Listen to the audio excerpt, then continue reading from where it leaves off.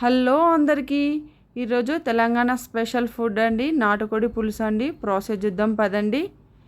ఇలా అల్లం వెల్లుల్లి ఫ్రెష్గా దంచుకోవాలండి.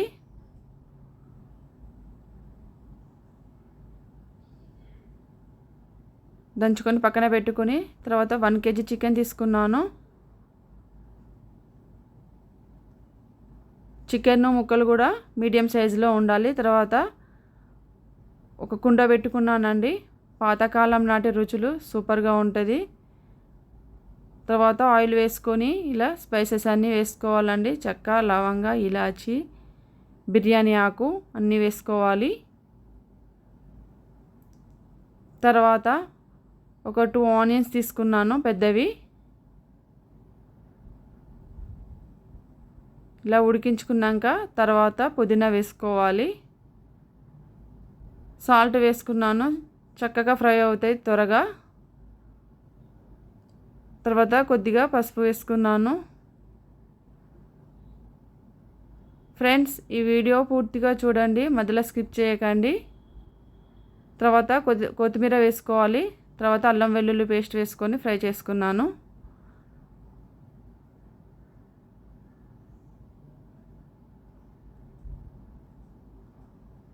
గోల్డెన్ కలర్ వచ్చిందండి.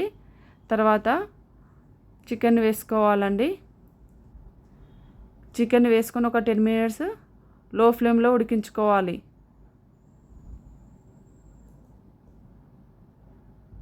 ఈ చికెన్ కర్రీ జొన్న రొట్టె కానీ బగారన్నం కానీ మస్తుగా ఉంటుందండి,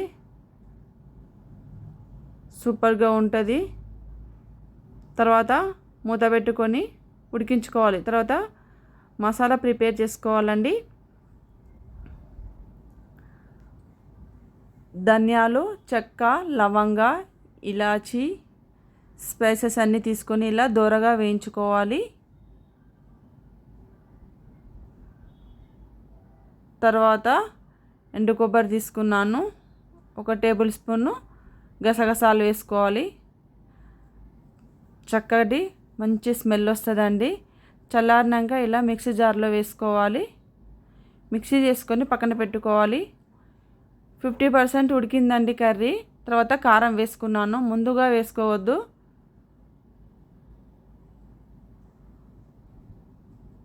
తర్వాత 600 ml వాటర్ వేసుకున్నాను.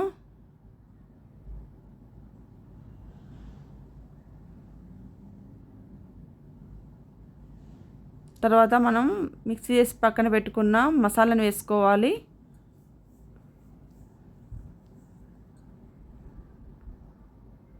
లాస్ట్లో కొత్తిమీర వేసుకోవాలండి. కూర రెడీ. స్టవ్ ఆఫ్ చేసుకోవాలి. చూడండి, ఆయిల్ సపరేట్ అయింది, ఎంత లుకింగ్గా ఉందో. ముక్క ఉడికిందా లేదా మనం చెక్ చేసుకోవాలి. చూడండి, ఉడికిందండి. కూర మొత్తం కావడానికి ఒక 30-35 minutes పట్టిందండి నాకు. తర్వాత బౌల్లో సర్వ్ చేసుకోవాలండి.